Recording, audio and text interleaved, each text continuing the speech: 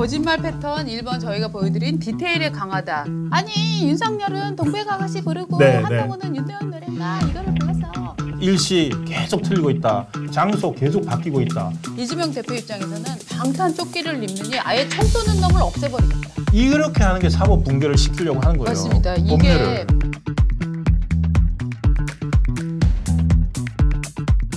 저는 이 사건이 이렇게 돌아가는 걸 보면서 청담동 술자리 그 의혹을 여러분들이 많이 이제 생각을 하셨을 텐데 그래서 저희가 정리를 한번 해봤습니다. 네. 여러분들께 먼저 큰 그림 먼저 보여드리고 우리 저희가 디테일 준비한 거 차근차근 말씀을 드릴 테니까 저희는 이게 청담동 가짜뉴스, 네. 청담동 술자리 가짜뉴스의 네. 또 다른 버전이라고 생각합니다. 네. 그래서 실제로 유사성이 많습니다. 저희가 정리를 해봤더니요. 1, 2, 3이 있습니다. 1번 악마는 디테일에 있다. 디테일에 강해요. 구체적인 맞아요. 얘기들이 좀 나옵니다. 작전 2번. 그런데 스토리가 또 중간에 바뀝니다. 네. 바뀌면 또 핑계를 얹어서 스토리를 계속 바꿔갑니다. 그렇죠. 작전 3. 국민들은 이런 뉴스를 매일 팔로우하지 않습니다. 그리고 이거를 자기 일처럼 잡고 앉아서 분석하지 않습니다. 그냥 국민들은 영화랑 똑같잖아. 그렇죠. 영화랑 똑같네? 이렇게 생각을 합니다. 그럼 네. 어떻게 되냐면 그 다음에 이게 진실 공방으로 국회에 갑니다. 진실 공방이 됩니다. 지금 그러니까 진실 공방 단계까지 와 있는 거네요. 저기에는 반드시 국회의원이 동원이 됩니다. 그쵸. 그것도 민주당 의원들이 나서게 됩니다. 그래서 저 청담동 술자리는 완전히 김의겸이 개망신 당하고 가짜라는 것이 증명이 됐음에도 불구하고 이게 충격입니다. 시간이 지난 다음에 여론조사를 해봤더니 네. 국민의 40%는 사실일 것 같은데? 그렇죠. 네. 그리고 저게 더 놀라운 게요. 네. 민주당 지지자들만 추려서 여론조사를 해보면 무려 70%가 사실이라고 믿고 있다고 합니다. 저게 그러니까 일반 국민 대상인 거죠? 맞습니다. 일반 국민은 40%가 진실이라고 믿고 있고 민주당 지지자는 70%가 청담도 술자리 사실이지 라고 생각을 하고 있다는 거예요. 저게 터진 게 2022년 국정감사 10월이었잖아요. 예. 그러니까 10월, 11월, 12월 불과 3개월 만에 저렇게 돼버린. 3개월도 아니네요. 석 달이나 가짜 뉴스임이 밝혀져도 시간이 지나도 사람들은 안 바뀌는 첫 번에 거죠. 받은 느낌, 진짜겠네 하는 느낌을 바꾸지 않는다. 저거는 가짜 뉴스는 그러니까 완전히 남는 장사네요. 자, 이게 그래서 패턴이 똑같습니다. 자, 거짓말 패턴 1번 저희가 보여드린 디테일에 강하다. 이게 어떻게 되냐면요. 청담동 사건 때 어떤 얘기가 나왔냐면 얘기 나오잖아요. 보세요. 아니 윤석열은 동백아가씨 부르고 한동훈은 윤대현 노래인가 이거를 불렀어 라고 얘기를 했습니다. 즉 노래 제목이 아주 구체적으로 나와요. 그렇죠. 참석자 다 실존하는 인물 다 쟁쟁한 인물 이름 쭉 나오죠. 이번에는 또 어떤 게 있냐면 이번 이화영 사건에서는 종이컵에 액체를 따라줬다. 네. 그다음에 그 밑에 연어가 깔려 있었다. 구체적으로 얘기를 해요. 그렇죠. 예.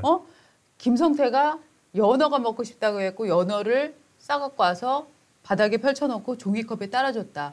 뭔지 몰랐는데 맡아보니까 술이었다. 이런 식으로 구체적으로 얘기를 합니다. 실제로 거기다 무슨 파카 글라스에 따라줬다 이러면 에이 거기 가져갔겠어 하는데 그런 데서는 종이컵이 맛있을 것 같아. 우리가 간이로 마실 때는 종이컵이 마시잖아. 이렇게 해서 아주 디테일을 차곡차곡 쌓아갑니다.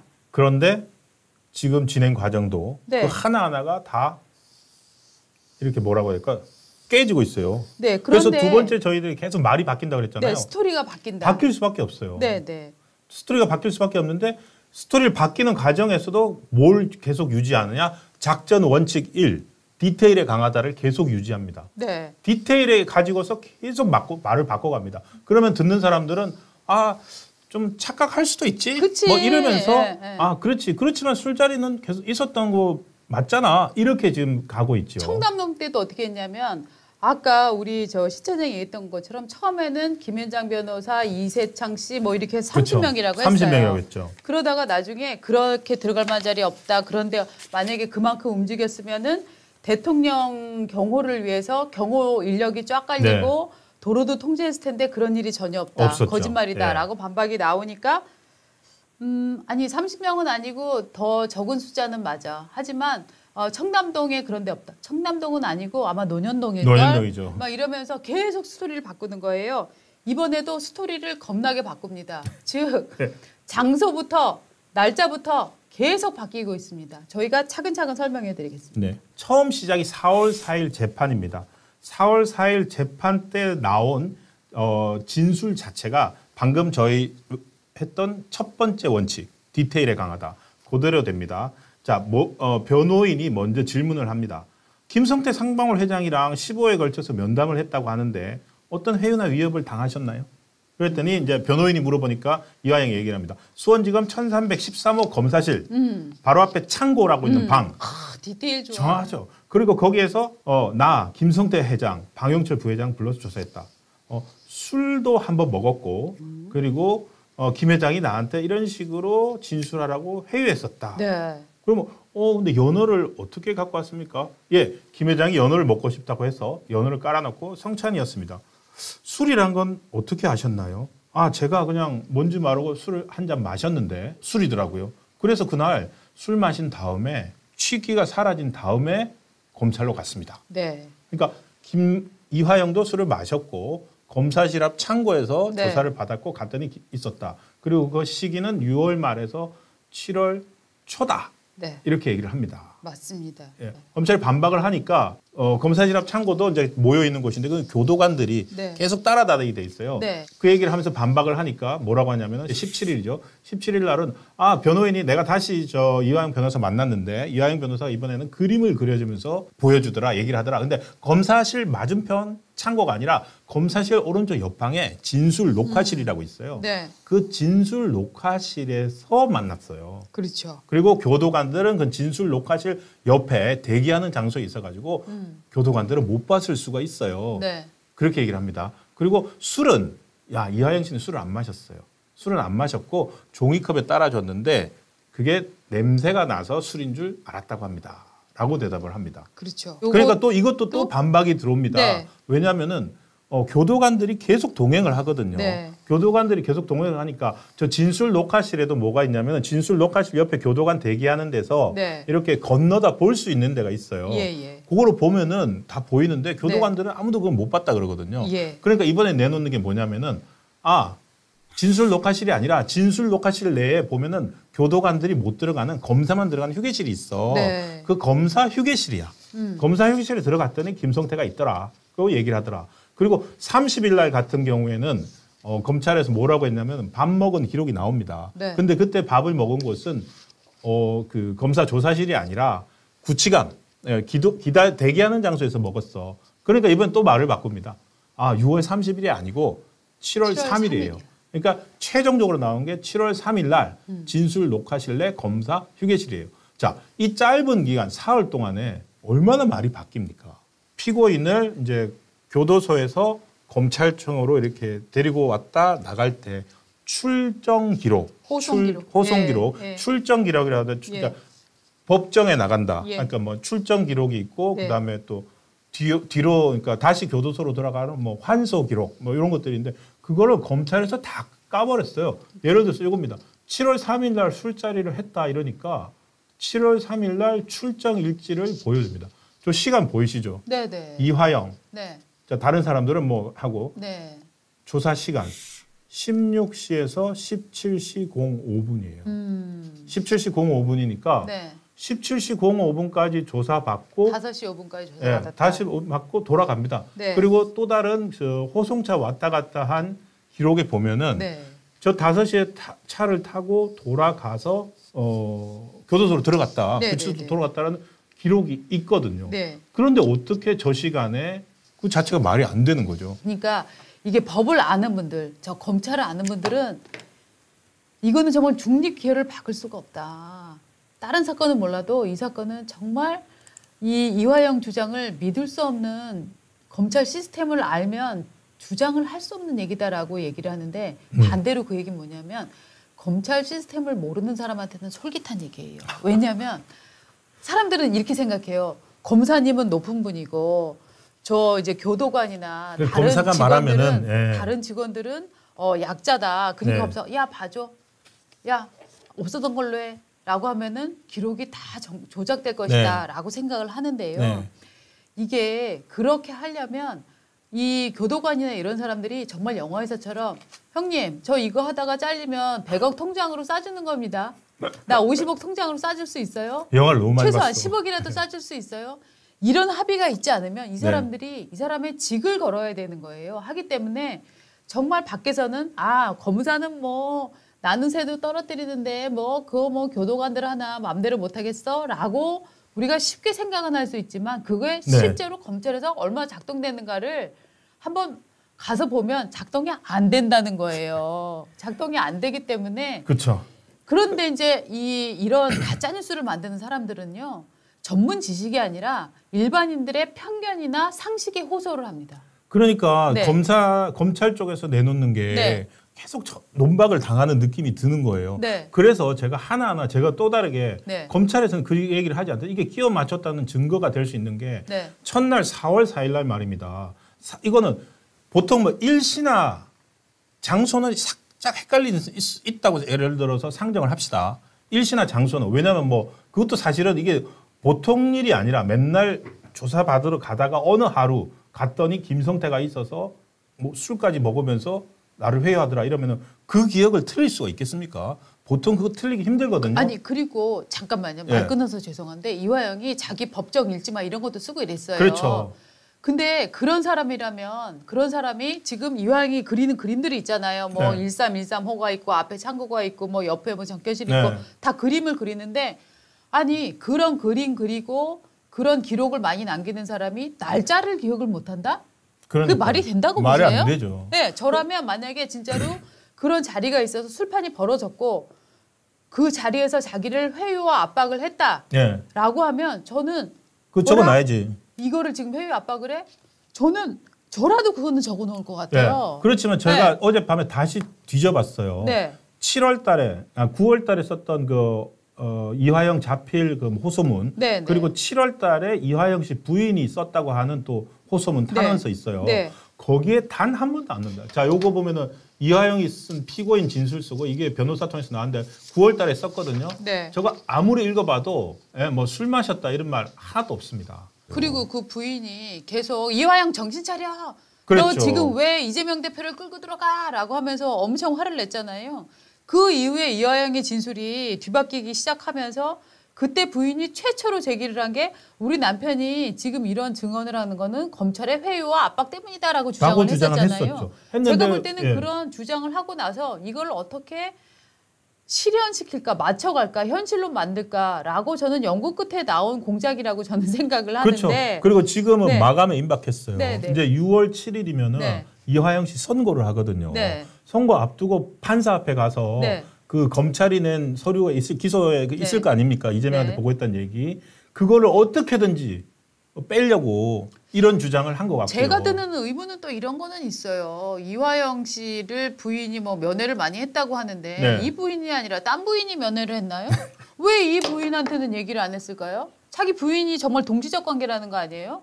그러면 이화영 입장에서는 그런 일에 대해서 왜 부인한테 당시에 제대로 얘기하지 않았을까요? 있었다면? 그러면 그 부인이 기자회견을 한두 번 했습니까? 카메라 앞에 한두 번 섰습니까? 그러면서 그 얘기를 안 했다? 뭐 살짝 비밀이었나? 이거는요. 정말 제가 쉬운 말로 설명을 드리는데요. 아니 어떻게 장소 지도는 그렇게 기억하는 사람이 날짜를 틀리고 그리고 그 얘기를 변호사와 자기 부인, 변호인과 부인을 400번 이상을 면회를 했는데 왜 그 사이사이에 일이 일어났을 때 얘기하지 않았을까요? 그러니까 그리고 자 일시 장소 그러니까 진짜 틀릴 수 없는데 뭐 헷갈렸다고 주장을 할 수 있어요. 그냥 6월 30일, 28일, 7월 된 치는데 술 마신 거는 보통은 술을 첫날 4월 4일 날 분명히 술을 마셨다고 했어요.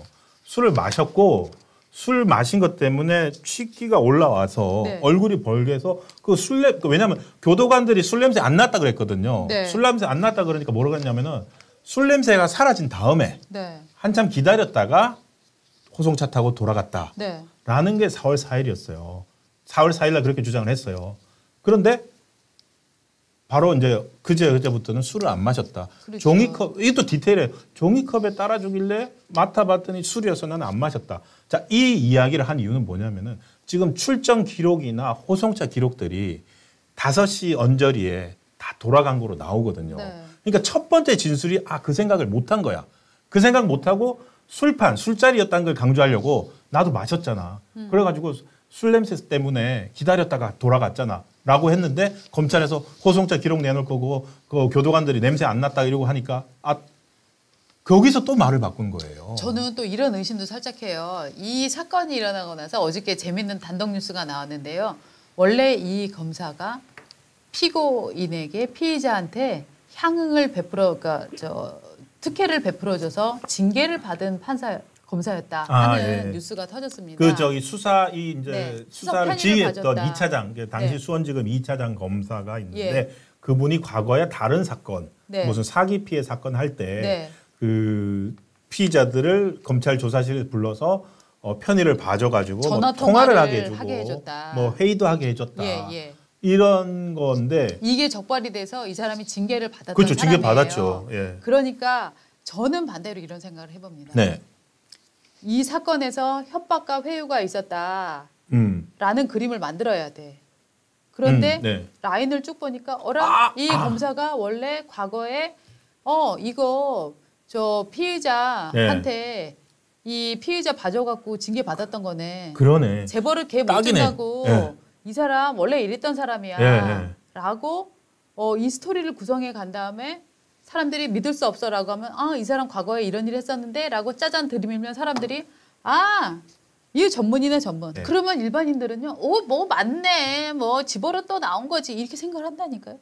그러니까요. 네. 그러니까 이거는 그러면 오히려 사후적으로 만들어졌을 가능성이 더 큰 거 아닐까요? 그리고 큰 그림 한번 다시 보여주세요. 지금 잠깐 우리 저 제목 판 키우기. 지금 단계 저는 우리 자막 지금 제작진 넣었지만 판 키우기 단계 들어갔습니다. 맞습니다. 판 키우기. 저 큰 그림 한번 다시 보여드릴게요.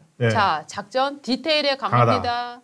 또 스토리가 바뀝니다. 그래도 국민들은 영화랑 똑같네. 나 살인자 난감 보니까 그 회장님이 뭐 회덮밥 먹더만. 그 구치소에서 먹더만. 장어덮밥 먹더만. 야, 정치랑 검사랑 정치인들랑 뭐 모여서 뒤에서 야합하고 짝짝꿍하고 막 그거 맞잖아. 내가 영화에서 다 봤어. 드라마가 맨날 그런 거 나오는데 드라마가 뭐 없는 일 쓰겠어? 라고 생각하면서 사람들은 진짜야? 라고 의심을 합니다. 그러면 국회의원들 참전 진실 공방이라고 해서 버립니다. 지금 저까지 온 거죠. 이제 사실 저까지 온 거라고 봐야 돼요. 네네. 지금 저거를 이제 시동을 걸고 있는 거예요. 있죠. 자, 이렇게 해서 법무부가 검찰이 아무리 증명을 해낸들 국민의 40%, 국민의 절반쯤은 시간이 지나고 나도 가짜 뉴스 이미 밝혀져도 뭐 지네가 뭐 아니 된 굴뚝에 연기 나겠어. 뭐 사실이겠지 뭐.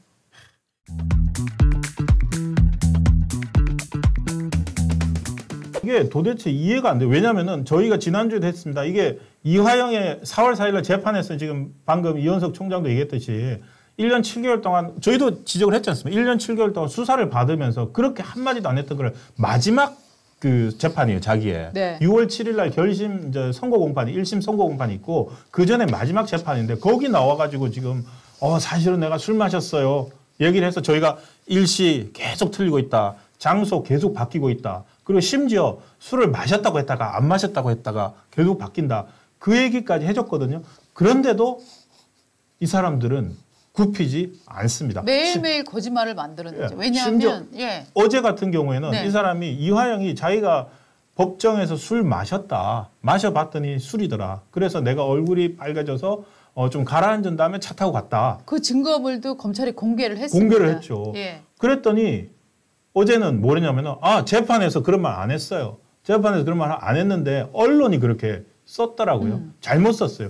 술 마신 건 김성태가 마셨고 우리는 냄새가 맡았다고 했는데 라고 대놓고 제가 그 얘기를 그 김강민 변호사가 한 라디오 한 유튜브에 나와가지고 하는 얘기를 직접 들었어요. 그러니까 그 맞장구 쳐준다고 그렇지 언론이 그래. 열 받습니까 안 받습니까? 다시 확인을 해봤어요. 그랬더니 마치 검찰도 열이 받았나 봐요. 뭡니까? 재판에서 한 발언은 다 기록이 되지 않습니까? 맞습니다. 녹취록 깠습니다. 한번 보여주시죠. 녹취록. 검찰, 요겁니다. 자, 이게 문답이 있거든요. 위에 있어요. 문 보십니까? 술을 문 마셨습니까? 마셨습니다. 자, 피고인이 직접 마셨습니까? 네, 그렇습니다. 누구 마셨습니까 그때? 그때 방땡땡 씨도 있었고 저기 방영철입니다. 네. 방영철 씨도 있었고 김성태 씨도 있었고 네.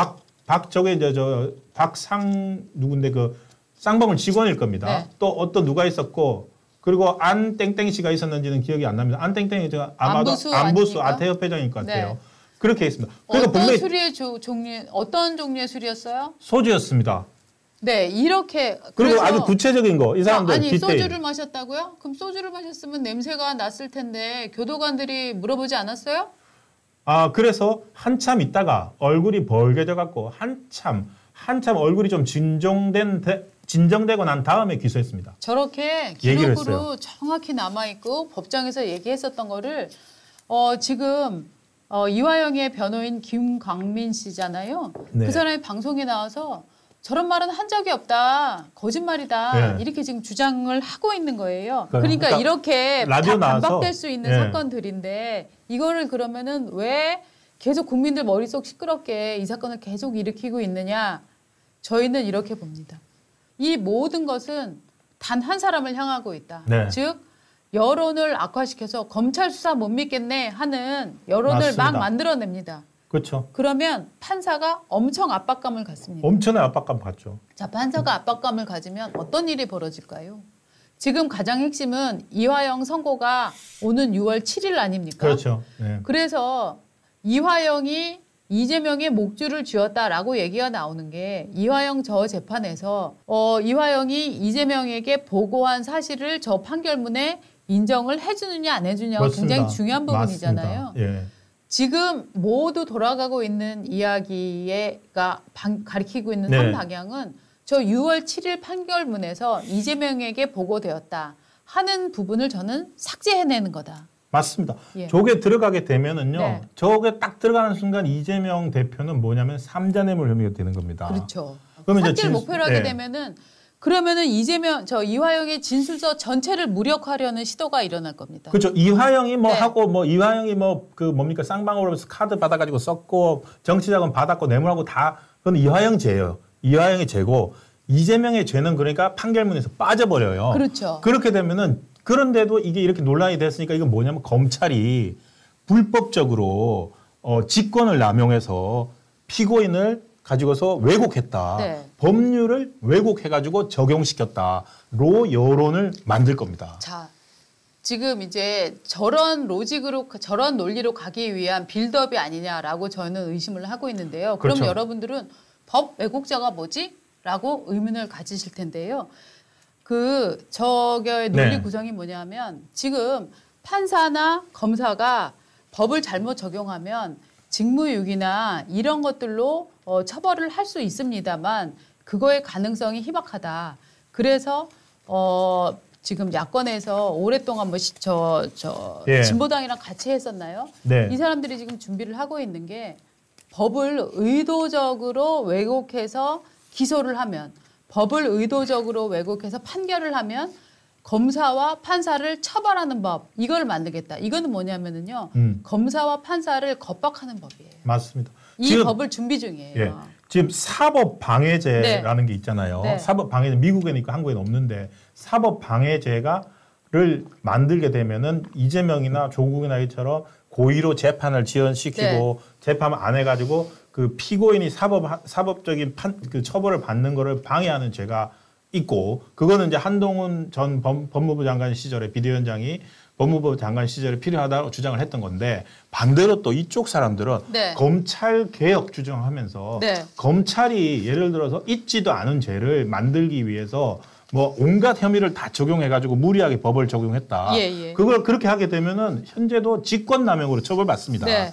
공무원이니까 네. 공무원 직권남용으로 처벌받을 수 있는데 그거를 검사 너희들을 향해서 법을 별도로 만들어야 돼. 네. 그래서 이것은 바로 뭐냐? 법률을 왜곡한 죄다. 법률을 왜곡시켜서 적용했다. 우리는 그걸 만들겠다라고 해서 하는데 만약에 여기서 이번에 수원 재판부가 지금 이 대북송금 사건의 핵심인 그 이재명 대표 도지사 시절의 그 혐의들을 빼고 만약에 이화영만 판결을 한다면 네. 바로 그 자체가 명백하게 검찰이 법률을 왜곡했다는 증거가 될 것 같아요. 맞습니다. 그걸 가지고 살 것 같아요. 저는 예. 오늘 아침에 우리 박은재 에디터가 얘기한 것 중에 제일 강한 게 법률 왜곡죄라는 거. 사실은 오늘 이원석 검찰총장이 그 사법 붕괴, 네. 사법 붕괴를 시도하고 있다니까 좀 모호해요. 뭐가 사법 붕괴지? 이렇게 하는 게 사법 붕괴를 시키려고 하는 거예요. 맞습니다. 이게 법률을. 저 법 왜곡죄가 언제 만들어졌냐면은 과거에 정현주 사장이 KBS 사장으로 들어갔을 때 그때 배임 조사를 했었어요. 예. 저쪽 진영에서는 정현주 씨가 저쪽 물러나게 된 거에 대해서 엄청나게 이거는 보복이다라고 해갖고 정말 분노했었던 사건이에요. 예. 근데 이거를 문재인 정부의 법무부 산하 검찰 과거사위원회 뭐 이런 데 있어서 문제를 야 이게 문제가 이렇게 처리될 건 아닌 것 같아라고 해서 심상정이나 이런 사람들이 같이 이제 민주당이랑 호흡을 맞췄었던 것이 그런 식으로 과거사위원회 이런 걸 만들어서 정리할 게 아니라 법을 만들어서 문제가 있는 검사, 문제가 있는 판사 이 사람들을 개인적으로 처벌을 해야 돼. 그렇게 한다고 하면 절대로 검사나 판사가 쉽게 움직이지 못해. 저는 이런 마음을 갖고 있었던 것 같습니다. 그러니까 저는 그러니까 어떻게 본다면 검찰도 이번에는 막아내야 됩니다. 이거를. 왜냐하면은 지금 사실 민주당은 그 이재명 대표가 총선 끝나고 나가는 첫 재판에서 이화영 평화부지사의 법정에서 진술은 내가 봤을 때 100% 사실인 것으로 보인다라고 맞습니다. 민주당이 이재명 대표가 직접적으로 100% 사실로 보인다라고 그쵸. 했잖아요. 그래가지고 여기까지 온 거 아닙니까? 근데 어저께 재판을 받으러 또 들어갈 때 기자들이 물었어요. 아니 이화영 부지사랑 그 변호인들이 계속 뭐 일시, 장소 계속 바뀌고 있는데 어떻게 생각하세요? 했더니 이재명 대표 이랬어요. 검찰이 말을 번복하고 있습니다. 그러니까 검찰이 왜곡하고 있다. 그렇죠, 이 말이지 않습니까? 그렇죠. 그래서 방향이 진짜로 이런 거로 만들어 갈 것 같습니다. 그러니까 이를테면은 지금 그럼 왜 이런 일을 하나? 이재명 대표 입장에서는 지금 방탄조끼가 충분히 마련이 돼 있어요. 그런데 검찰 무력화를 시도하는 이유는 뭐냐면은 방탄도 여러 번 입으면은 조끼를 바꿔야 됩니다. 그런데 방탄조끼를 너무 자주 입게 되면 그리고 이재명 대표가 걸린 게 지금 사건 하나가 아니잖아요. 돌아가는 재판이 너무나 복수로 여러 개가 돌아가고 있기 때문에 또 어디서 터질지 모르고 하니까 이재명 대표 입장에서는 방탄조끼를 입느니 아예 총 쏘는 놈을 없애버리겠다. 그렇죠. 지금 사실 이재명 대표 재판이요. 그 선거법 위반, 그다음 위증교사, 그리고 대장동, 백현동 이렇게 3개가 있고 대북 송금 남았어요. 맞습니다. 이 3개는 이미 검찰 손을 떠났어요. 검찰 수사 단계 떠나서 구속영장도 피했고 떠나서 그 법원으로 넘어가서 재판이 진행 중입니다. 그래서 서초동 그냥 출퇴근하면서 재판 받으면 돼요. 그런데 하나가 아직 불안한 거예요. 검찰이 아직 손에 들고 있는 게 이화영 지사의 대북 송금 사건입니다. 이화영 지사의 대북 송금 사건을 지난번 작년에 그 구속영장 청구됐을 때 이것까지 병합을 해가지고 위증교사, 대장동, 그다음에 대북 송금 3개에 대해서 구속영장을 한꺼번에 신청을 했었습니다. 그래서 유창훈 판사가 위증교사는 뭐 소명된 것으로 본다. 그렇지만 구속 안 시킨다. 그리고 대장동도 이제 재판하고 있고.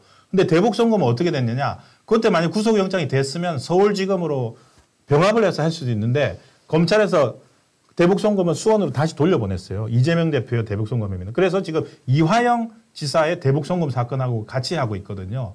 여기서 이제 문제가 되는 겁니다. 그러니까 검찰을 이렇게 물고 늘어지는데 유창훈 판사가요. 이재명 대표 구속영장을 기각하면서 대북 송금의 경우 여기 있어요.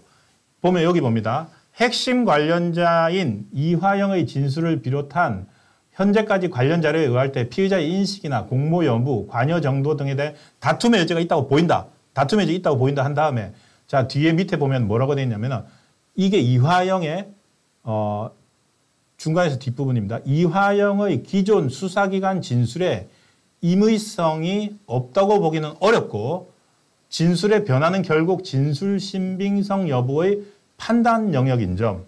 그리고 별건 재판에 출석하고 있는 피의자의 상황 및 피의자가 정당의 현직 대표로서 공적 감시와 비판의 대상인 점을 감안할 때 증거인멸의 염려가 있다고 단정하기는 어렵다.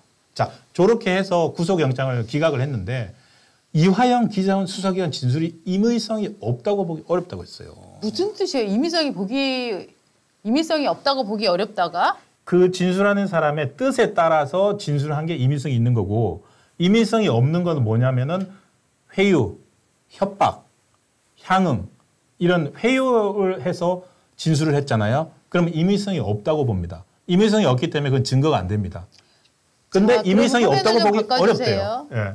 지금 유창훈 판사의 네. 이재명 구속영장 기각 사유에서는 네. 유창훈 씨가 어떻게 판단을 했냐면 이화영이 진술을 하고 네. 있는데 네, 네. 그 진술에서 이재명한테 보고했다고 하고 있는데 네, 네. 거기에는 이화영의 본인 뜻이 아니라 다른 회유나 협박이나 다른 요소가 개입됐을 가능성도 있어라고 얘기를 하고 있는 거네요. 아니요. 가능성이 있다고 보기 어렵다. 그러니까, 그러면 이화영 진술이 예. 참이라고 보여진다라는 태도이네요. 예, 그러니까 법률적으로 저게 증거 능력이 있다 없다를 따져야 되잖아요. 네. 임의성이 없다고 보기 어렵다. 그러니까 회유나 협박이나 이런 강요에 의한 이재명한테 보고했다라는 진술이 회유나 강요나 협박에 의한 것이라고 보기 어렵다라고 그러니까 저는 저 말이 재판부가 처음으로 들여다본 이 사건이잖아요.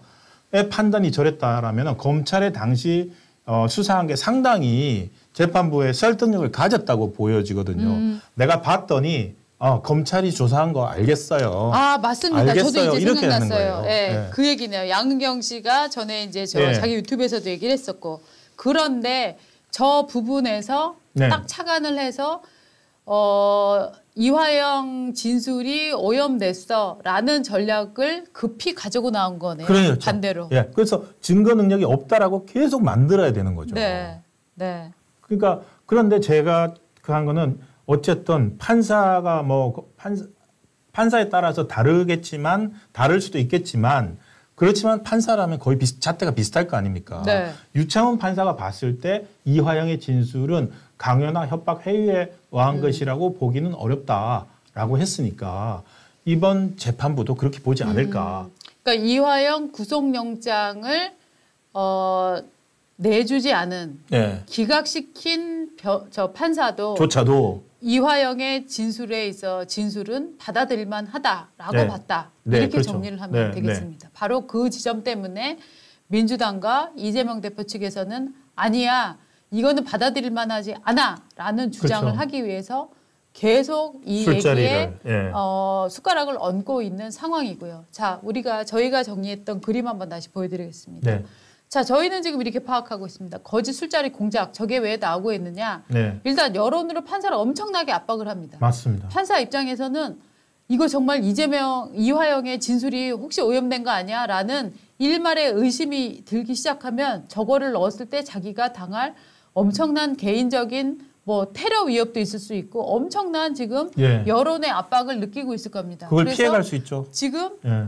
판사가 보신주의에 입각하면 저 부분을 뺄 가능성도 있을 수도 있는 것 같습니다. 그렇기 네. 때문에 6월 7일 판결문에 이재명에게 보고하였다. 저 부분을 빼도 이화영을 다른 이를테면은 횡령이나 이런 혐의들로 유죄화할 수 있기 때문에 판사 네. 입장에서는 그냥 이재명이 보고했다는 이 부분은 내가 정치적 부담되는데 빼버릴까라고 생각하면서 뺄 수도 있을 가능성이 있는 것 같습니다. 바로 그걸 노리기 위해서 지금 저런 술자리 네. 공작 저런 얘기들이 계속 나오고 있는 거고 그렇게 되면 그 이후에는 이화영과 관련한 혹은 네. 심지어 이화영과 관련하지 않고서도 다른 이재명 재판에서의 진술서 무력화 시도가 저는 계속 나올 수도 있을 거라고 봅니다. 그렇게 보면 그다음에는 예. 진술서가 무력화되면 누군가 책임을 져야 되지 않습니까? 그렇죠. 그렇기 때문에 민주당에서는 과거에 심상정 의원이 발의를 하려고 했었던 법 왜곡죄라는 것들을 다시 들고 나와서 검사를 처벌한다, 판사를 처벌한다, 예. 처벌해야 한다, 검사, 판사 이렇게 거짓말하고 있습니다. 라고 해서 이 여론을 만들어갈 가능성도 있다. 저희는 이렇게 보고 있습니다.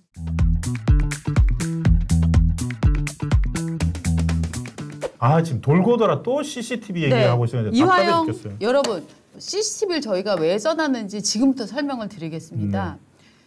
저 여러분들이 기사를 이렇게 읽다 보면은 이화영 또 거짓말 드러났다. 검찰 이화영 그 거짓 주장 반박했다라고 얘기하면 밑에 댓글이 뭐라고 나냐면은 약간 친민주당 계열로 네. 보이는 사람들이 다 됐고 CCTV나 까.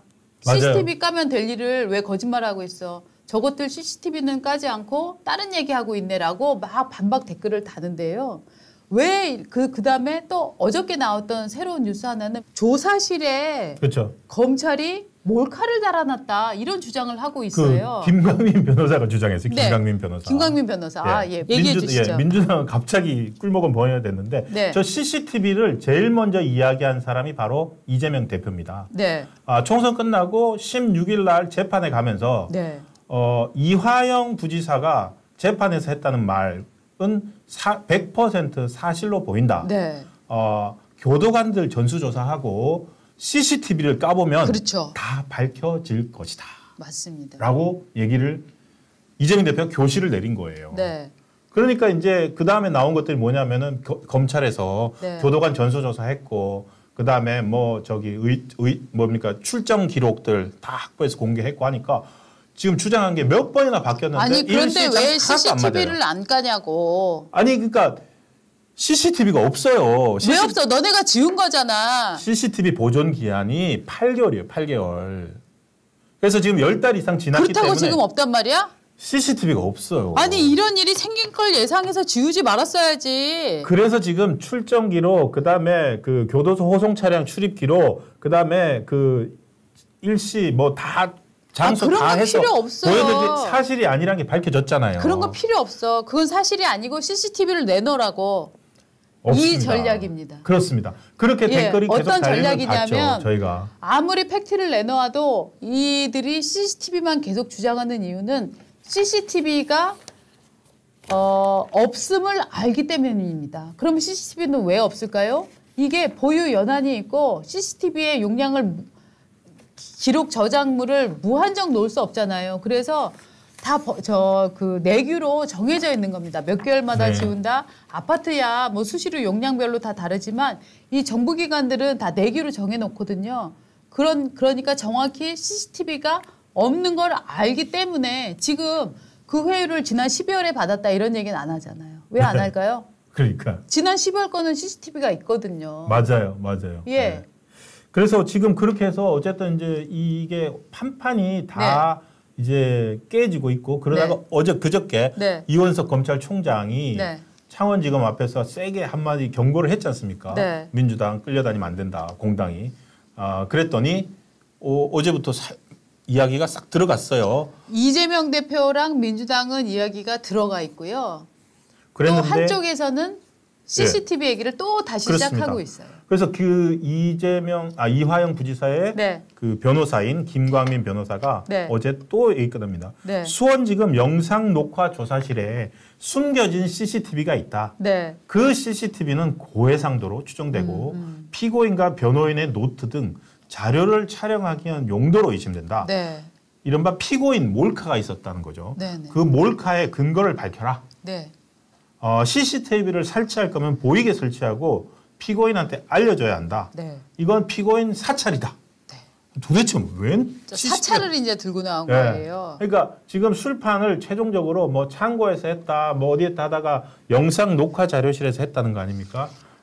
그렇게 했는데 거기에 CCTV가 있었다. 아마도 CCTV에 또 하면은 CCTV 무새들이 또 등장할 겁니다. 야, CCTV로 다 찍혀 있다는데 그거 까야지. 검찰이 이런 식으로 사건을 조작하냐? 이렇게 또 나올 겁니다. 그런데 이제 검찰이 반박을 했습니다. 영상 녹화 조사는 상시하는 게 아니라 영상 녹화합니다라고 고지를 한 후에 그다음에 이제 동의를 하면은 그때부터 틀어서 녹화를 하고 있고 그래서 또 이 카메라가 2대가 있는데 한 대는 조사받는 사람의 상반신을 뒤에서 오른쪽으로 찍는 거고 또 하나는 수사관과 조사실 위쪽에 이렇게 설치되어 있어서 방 전체를 쫙 이렇게 비추는 조사관, 네. 조사 받는 사람 이런 사람들이 전체적으로 볼 수 있게 이 2개를 찍고 있다라고 정확히 공개를 했습니다. 근데 이거 범죄자들한테 유용한 이게 뭐 법적으로 다 절차에 따라서 법의 규정에 대해서 하는 건데 이제 영화에서도 많이 보지 않습니까? 조사실의 이런 모습들. 그런데 이런 것까지 다 밝혔는데도 못 믿겠다는 거. 그러니까 왜냐하면은 검찰이 얘기한 거 말고 또 다른 몰카가 분명히 있을 거야. 지금 또 그렇게 믿고 계시는 분들 많을 겁니다. 그러니까 끊임없이 이제 없는 거를 증명하라, 하지 않은 일을 증명하라가 주로 이렇게 공작을 그쵸. 하는 사람들의 공작이잖아요. 미치는 거죠. 없는 걸 증명해야 되고 하지 않은 일을 증명을 해야 되는데 또 나온 게 어제 이제 연어회를 그 박모 씨라고 하는 쌍방울 직원이 사다 줬다고 했잖아요. 그래가지고 법인카드, 쌍방울 법인카드를 조사를 했습니다. 작년 5, 6, 7 뭐 이때 기간에 연어 산 적 있는지 법인카드 해봤더니 결제 내역 자체가 없어요. 자, 그러니까 그다음 뭐라 그랬어요? 에이, 이건 법인카드로 안 하지. 개인카드로 했을 거야. 개인카드 까보세요. 개인카드 까는 건 더 쉽대요. 그 박모로 지적대사라. 근데 그래도 이거는 입증을 못 합니다. 아, 현금으로 샀겠지. 그렇죠. 또 이제 이러는 거죠. 그러니까 이거는 없었던 일을 주장을 해놓고 그 증거로 없었다는 걸 증명을 하는데 이게 검찰이 미치고 팔짝 뛸 것 같아요. 지금 그렇죠. 검사가 지금 뭡니까?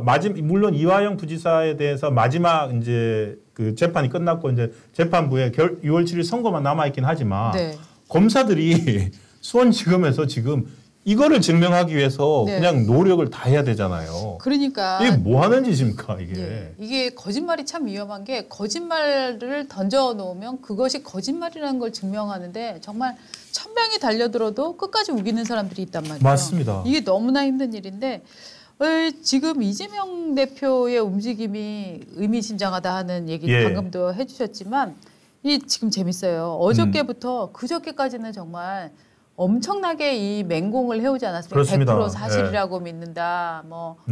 검찰이 또 거짓말을 하고 있다. 이렇게 정확하게 공격을 하다가 갑자기 지금 최상병 얘기로 돌아가고 어제 최고위 회의에서 한마디도 안 했대요. 이거. 지금 갑자기 이제 최상병 사망 사건으로 그 얘기를 의제를 그냥 돌려버리고 있는 상황이에요. 그렇죠. 그렇죠? 그러니까 이게 저는 사실은 회유 협박을 회유를 갑자기 누가 회유를 했을까요? 지금 이화영 부지사가 검찰 조사에서 작년 6월에 2차례 이재명 경기지사에게 보고했다.